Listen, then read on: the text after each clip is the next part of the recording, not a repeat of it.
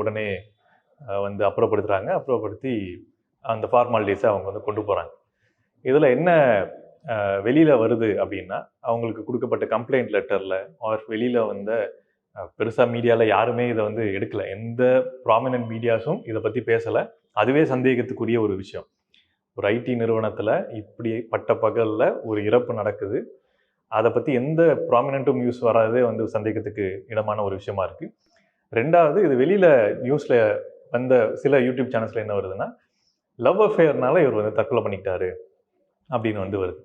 So இதை தொடர்ந்து அங்கே இருக்கிற இன்வெஸ்டிகேஷன் ஆஃபீஸர்ஸை நாங்கள் வந்து போயிட்டு பேசுகிறதுக்காக போலீஸ் ஸ்டேஷன் போகிறோம், போய் பேசுகிறோம். அங்கே இன்வெஸ்டிகேட் பண்ண ஆஃபீஸர் என்ன சொல்கிறாங்கன்னா, நாங்கள் இதெல்லாம் தரவாக நாங்கள் இன்வெஸ்டிகேட் பண்ணிட்டோம். அவர் இறந்த உடனே 2 மணி நேரத்துக்குள்ளே நாங்கள் இன்வெஸ்டிகேஷனே முடிச்சிட்டோம். அந்த இன்வெஸ்டிகேஷன் அடிப்படையில் அவர் லவ் அஃபேர்னால தான் செத்துருக்கிறாரு, லவ் ஃபெயிலியர்னால செத்துருக்கிறாங்க, தற்கொலை பண்ணியிருக்கிறாரு. மற்றபடி வேறு எந்த மோட்டிவும் இல்லை அப்படின்றது வந்து நாங்கள் கண்டுபிடிச்சிட்டோம் அப்படின்றது வந்து சொல்கிறாங்க.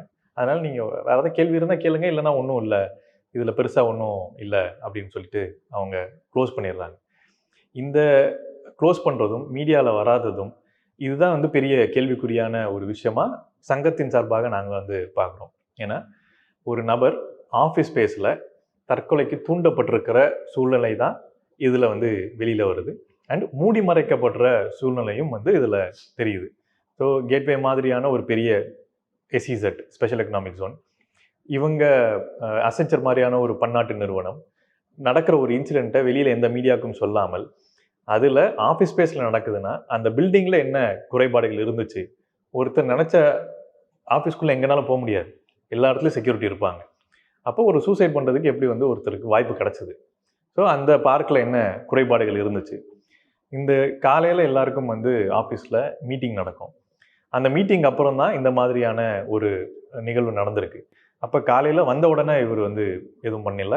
ஸோ ஆஃபீஸ்க்குள்ளே இருந்து இந்த மாதிரி நடந்திருக்கு. அப்போ ஆஃபீஸ்க்குள்ளே ஏதாவது ட்ரிகர் பண்ணிச்சா, ஸோ இந்த ஆங்கிளில் இன்வெஸ்டிகேட் பண்ணணும் அப்படின்றது முன் வச்சோம். அது அந்த முன்வைப்புக்கு போலீஸ் வந்து செவி சாய்க்கலை, அதை வந்து எதுவும் பண்ண முடியல அப்படின்னு சொல்லிட்டாங்க. அவர் எதுவும் பண்ண தேவையில்லை அப்படின்னு அவங்களே முடிவு பண்ணிக்கிறாங்க. ஸோ இதுதான் வந்து திருப்பி திருப்பி இந்த மாதிரி குறிப்பாக ஐடி ஊழியர்கள் தற்கொலையில் சொல்லப்படுற விஷயம். இந்த தற்கொலைக்கு பிரதான காரணம் தன்னுடைய பர்சனல் இஷ்யூஸை ஹேண்டில் பண்ண தெரியாமல் இந்த நபர்கள் வந்து தற்கொலை பண்ணிக்கிறாங்க அப்படின்னு. பட் இது திருப்பி திருப்பி தப்பு அப்படின்றது தான் வந்து அறிவியல் பூர்வமாகவும் சொல்லப்பட்டிருக்கிற அம்சம். நம்ம அரசாங்கமுமே என்ன சொல்லுதுன்னா, இந்த மாதிரி ட்ரிகர் பாயிண்ட்ஸ் வரும்போது அவங்களுக்கு வந்து தற்கொலை பண்ணிக்கிற ஒரு சூழ்நிலை தோணும் போது நம்ம சப்போர்ட் பண்ணணும் அப்படின்றது தான் வந்து அரசாங்க கேம்பெயினே வந்து அதுதான் பண்ணுது. அறிவியல் பூர்வமாகவும் அதுதான் வந்து நியாயம். இதை இவங்க இறப்பதை நியாயப்படுத்துவது வந்து குறிப்பாக அரசு சைடில் போலீஸ் டிபார்ட்மெண்ட் மாதிரி அது பண்ணுறது வந்து முற்றும் தவறான செயல். இது வந்து இன்னும் இந்த மாதிரியான விஷயங்களை தூண்டக்கூடிய ஒரு இடத்துக்கு கொண்டு போகும் அப்படின்றது தான் இதில் இருக்க பெரிய பிரச்சனை. ரெண்டாவது, இதில் இருக்க காரணிகளை வந்து ஆராயாமல் இறந்து போனவரையே திருப்பி விக்டமாக்குறது தான் வந்து இதில் நடக்கிற ஒரு அரசியலாக இருக்குது. இதை எதிர்த்து இது வந்து ஒரு காரணியாக மட்டும் பார்க்கக்கூடாது. குறிப்பாக வேலை இடத்துல ஒவ்வொரு வருஷமும் அட்லீஸ்ட் ஒருத்தர் வந்து இந்த ஐடி நிறுவனங்களில் தற்கொலை பண்ணிக்கிறாங்க. சில பேர் வெளிப்படையாக சொல்கிறாங்க, ஒர்க் ஸ்ட்ரெஸ்னால தான் நான் வந்து இந்த முடிவுக்கு நான் போனேன் அப்படின்னு சொல்கிறாங்க. சில பேர் எதுவுமே சொல்ல முடியாத சூழலில் எல்லாரும் பெரிய பெரிய மாடிகளில் இருந்து குதிக்கிறாங்க. ஸோ அப்படி இருக்கும்போது இது தொடர்ச்சியாக நடக்கிற ஒரு நிகழ்வு. அந்த தொடர்ச்சியாக நடக்கிற நிகழ்வை அது எப்படி வந்து பர்சனல் இஷ்யூவாக மட்டும் பார்க்க முடியும்? அது தவறான பார்வை. ஆஃபீஸ் ஸ்பேஸ் எப்படி ட்ரிகர் பண்ணுது அப்படின்றது ஆராயணும் அப்படின்றது தான் நாங்கள் முன்னெடுத்திருக்கிற கேம்பெயின். அந்த கேம்பெயினோட பகுதியாக தான் இந்த ஆர்டிக்கல் இன்னைக்கு வெளியில் வந்திருக்கு. இன்னொன்று, இப்போ கம்பெனியில் நடந்ததுனால மட்டுமே அது வந்து கம்பெனினால சூசைட் பண்ணிக்கிறது ஒரு பிரச்சனை சொல்றது எந்த அளவுக்கு நியாயமானது ஃபஸ்ட்டு. அதை தாண்டி கம்பெனியில் அப்படி இருக்கு அப்படின்னா இதை கண்காணிக்க ஏன் குழு அமைக்கப்படுறது இல்லை? அந்த ஐடி துறையே வந்து ஒரு ஒரு ஜோனல் பண்ண மாதிரி இருக்கு. அதுக்கான காரணம் என்ன? அரசு இதில் என்ன மாதிரி நடவடிக்கை எடுக்கணும்னு நினைக்கிறேன். அதாவது ஒரு நபர் அவர் போலீஸ் இன்வெஸ்டிகேஷனில் என்ன சொல்கிறாங்கன்னா, ஒரு மாத காலமாக எந்த விதமான கம்யூனிகேஷனும் கூட வேலை செய்கிற கொலீக்ஸ் கிட்ட இல்லாமல் அவர் வந்து வேலை செஞ்சுக்கிட்டே இருக்காரு அப்படின்னு சொல்கிறாங்க. ஸோ அவர் வேலை செஞ்சுட்டு இருந்திருக்காரு. 1 மாத காலமாக லவ் ஃபெயிலியர் அந்த சுச்சுவேஷனில் இருக்குது. அதில் அதை ஃபேமிலிக்கு சொல்லியிருக்காரு. எனக்கு இந்த மாதிரி லவ் ஃபெயிலியர் ஆயிருக்கு. ஸோ இதை மூடி மறைச்சு இதை வந்து உள்ளுக்குள்ளேயே வச்சுட்டு யார்ட்டையும் பேசாமல் அந்த மாதிரிலாம் இல்லை. ஸோ ஃபேமிலியில் சொல்லியிருக்கிறாரு, நண்பர்களுக்கு தெரியும். ஸோ இதெல்லாம் வந்து கம்யூனிகேட் பண்ணி இந்த பிரச்சனையை வெளி சொன்னதுக்கு அப்புறமும் அவர் ட்ராவல் பண்ணிட்டு இருக்கிறாரு, ஒர்க் பண்ணிட்டு இருக்கிறாரு. பட் ஸ்ட்ரெஸ் இருந்திருக்கு. இந்த சூழலை கூட இருக்கிற நபர்கள், அதாவது கொலீக்ஸோ இல்லை அவர் ரிப்போர்ட் பண்ணுற லைன் மேனேஜர்ஸோ ஆர் ஹெச்ஆர்ஸோ யாருமே அதை வந்து எதுவுமே கண்டுக்கவே இல்லை.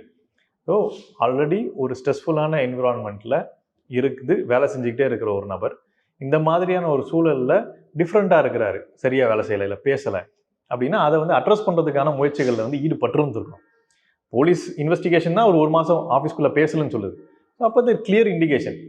நிர்வாகம் ஆஃபீஸில் இருக்கிறவங்களுக்கு தெரியும் இந்த மாதிரியான ஒரு சூழ்நிலை இருக்குன்னு. அதை அட்ரஸ் பண்ணாமல் ஆஃபீஸ் விட்டுடுச்சு அப்படின்றது தான் எங்களோட குற்றச்சாட்டு. இந்த மாதிரி ஆஃபீஸ் வந்து அட்ரஸ் பண்ணாமல் விடுறது தான் இன்சென்சிட்டிவிட்டின்னு சொல்லுவோம். ஏன்னா ஒரு நிறுவனத்துக்குள்ள மென்டல் ஹெல்த் பாலிசின்னு சொல்லிட்டு முக்கியமாக அசென்சர் மாதிரியான பன்னாட்டு நிறுவனங்களில் மென்டல் ஹெல்த் பாலிசி வச்சுருக்கிறாங்க. ஆனால் டம்மிக்கு வச்சுருக்கிறாங்க. உங்களுக்கு எதாவது கஷ்டமா இந்த நம்பருக்கு கால் பண்ணுங்கள் அப்படின்னு சொல்லிட்டு வருஷத்துக்கு ஒரு வாட்டி சும்மா அது பேருக்கு வச்சுட்டு போயிடுவாங்க.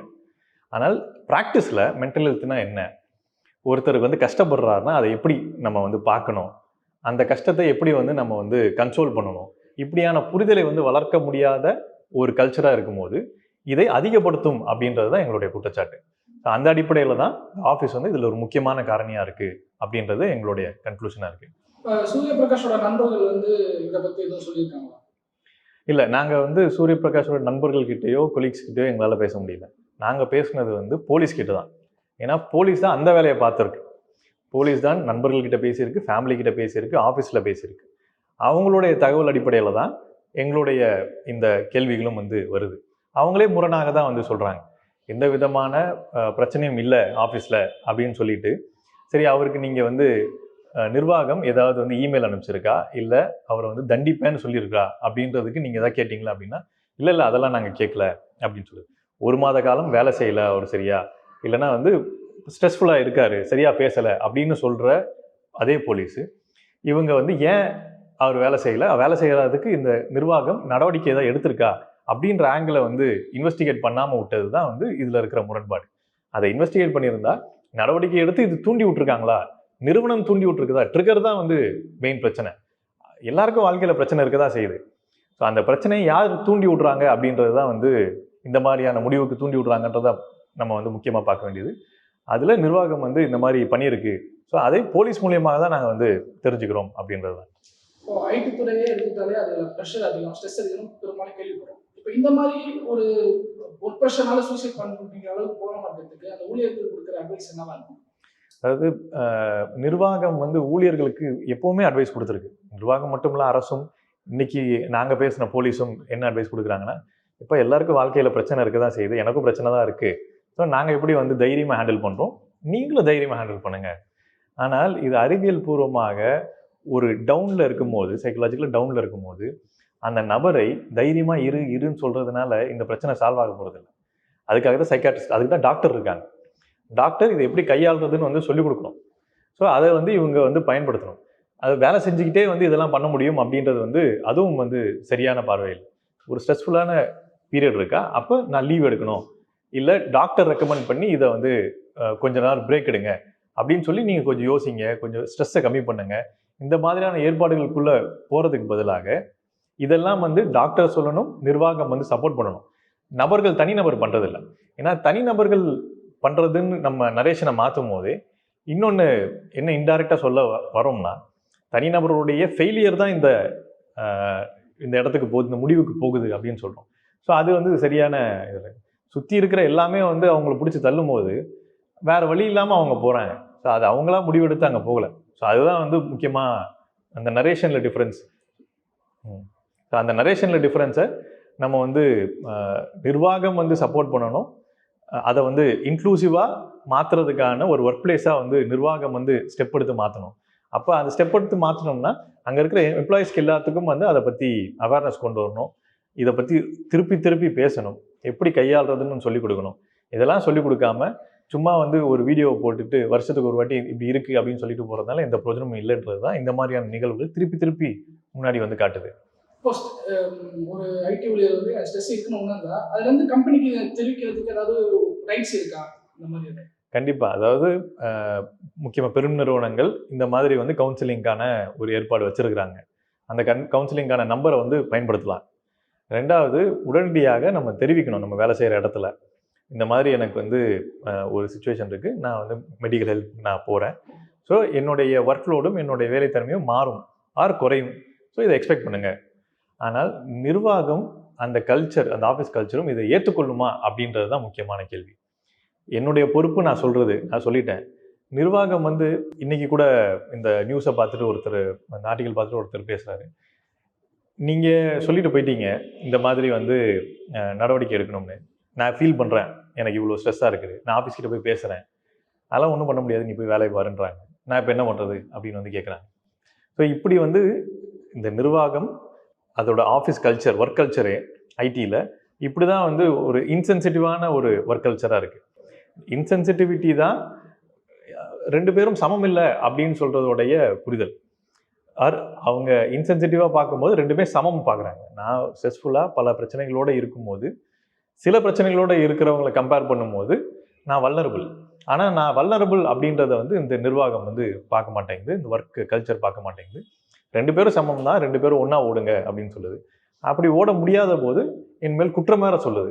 நீ ஏன் ஒழுங்காக ஓட மாட்டேங்கிற, உன்னை நான் பனிஷ் பண்ணுவேன்னு சொல்லிட்டு இன்னும் மேலே அடிக்குது. ஓட முடியாதவனே திருப்பி மேலே அடிக்குது. ஸோ இதெல்லாம் தான் வந்து ஒரு தப்பான பார்வை. அதை வந்து மாற்றணும் அப்படின்றது தான் கோரிக்கை.